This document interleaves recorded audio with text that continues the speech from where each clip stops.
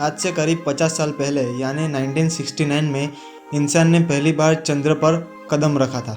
ये अमेरिका का Apollo mission था जो चांद पर पहुंचा था। अपोलो मिशन की शुरुआत 1961 में हुई थी। अरबों डॉलर का ये प्रोजेक्ट उस समय नासा का सबसे महत्वाकांक्षी मिशन था। इसमें हजारों वैज्ञानिक शामिल थे।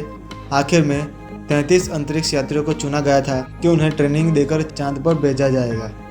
इस अपोलो मिशन के 50 साल पूरे हो रहे हैं जब नील आर्मस्ट्रॉन्ग और बज एल्ड्रिन ने चांद पर कदम रखा था। चांद पर पहुंचना आज के मुकाबले बहुत मुश्किल था। ये एक पेचीदा मिशन था जिसके वैज्ञानिक पहलू भी थे और सामान्य मानवीय पहलू भी। जैसे अंतरिक्ष यात्री खाना क्या खाएंगे, टॉयलेट लगने पर वो क्या करेंगे, पेशाब लगने की सूरत में उन्हें क्या करना होगा। नासा के पहले अंतरिक्ष यात्री एलन शेपर्ड ने 1961 में उड़ान भरी थी। तब से लेकर सभी अपोलो मिशन के एस्ट्रोनॉट को उड़ान से पहले भरपूर नाश्ता दिया जाता था। एलन शेपर्ड को पोषण और कैलोरी से भरपूर ऐसा नाश्ता दिया गया था जिसमें फाइबर कम थे। ऐसा इसलिए किया गया था ताकि उन्हें उड़ान के दौरान मल त्याग यानी कि टॉयलेट करने की जरूरत न हो। मिशन से पहले अंतरिक्ष यात्रियों को कॉफ़ी लेने से भी रोका जाता था, लेकिन पहले ही मिशन में एक बड़ा मसला तब खड़ा हो गया जब अंतरिक्ष यात्रियों को पेशाब लगने के सारे अनुमान ध्वस्त हो गए।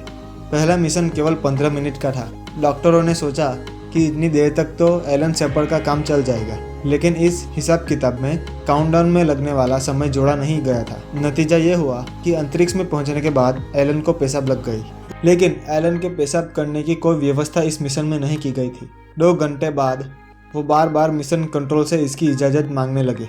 आखिरकार नासा के यात्रियों ने उन्हें इजाज़त दी कि वह अपने कपड़ों को गीला कर ले, लेकिन ऐसा करने के बाद उनके स्पेससूट के मेडिकल सेंसर खराब हो गए थे। वहीं अपोलो मिशन के अंतरिक्ष यात्रियों को पेशाब के लिए कॉन्डम जैसे पाउच दिए गए थे। इन्हें एक डिस्पोजल में डाल दिया जाता था जो इन्हें अंतरिक्ष यान के बाहर कर देता था। वहीं टॉयलेट के लिए प्लास्टिक के बैग दिए गए थे। हालांकि अंतरिक्ष यात्री इन्हें तब तक टालते रहे जब तक मुमकिन हो। अंतरिक्ष में टॉयलेट के लिए मजबूर हुए पहले अंतरिक्ष यात्री अपोलो मिशन के वाल्ट कनिंघम थे। कनिंघम बताते हैं, अंतरिक्ष में सब कुछ ठीक ठाक काम करे ये सुनिश्चित करना बहुत ही बड़ी चुनौती है। आप सब कुछ रोक सकते हैं, लेकिन एक बार जब आप अपने मल टॉयलेट को प्लास्टिक बैग में बंद कर देते हैं तो फिर उसमें कुछ गोलियां डालनी पड़ती है ताकि बदबू ना आए। अंतरिक्ष यात्रियों को रोजाना 2800 कैलोरी दी जाती थी। अंतरिक्ष में खाना खाने वाले पहले अमेरिकी थे जॉन ग्लेन। ग्लेन 5 घंटे के लिए अंतरिक्ष के मिशन पर गए थे। उन्होंने टूथपेस्ट जैसी ट्यूब से खाना निकला था। ये एप्पल प्यूरी थी। इससे साबित हुआ कि अंतरिक्ष में लोग खाना निगल कर पचा भी सकते हैं। ये बड़ी चुनौती थी क्योंकि अंतरिक्ष में भारहीनता होती है, यानी ग्रेविटी नहीं होती। इसलिए खाना पचेगा या नहीं, खा पाएंगे या नहीं, इन सवालों के जवाब जॉन ग्लेन के मिशन से मिले थे। 1960 के दशक के मध्य में भेजे गए जेमिनी मिशन में 2 अंतरिक्ष यात्री गए थे। इन्हें रोज 2500 कैलोरी वाला खाना दिया जाता था। ये खाना प्लास्टिक में पैक था और इसे व्हर्लपूल नाम की घरेलू सामान बनाने वाली कंपनी ने तैयार किया था। खाने को बचाकर उसे फ्रीज करके अंतरिक्ष यात्रियों को दिया जाता था। वो अंतरिक्ष में इसमें सादा पानी डालकर इसे सामान्य तापमान पर लाकर खाते थे। हालांकि खाने का ठंडापन फिर भी महसूस होता था। 1965 में भेजे गए जेमिनी 3 मिशन के दौरान जॉन यंग नाम के वैज्ञानिक ने एक गड़बड़ कर दी थी।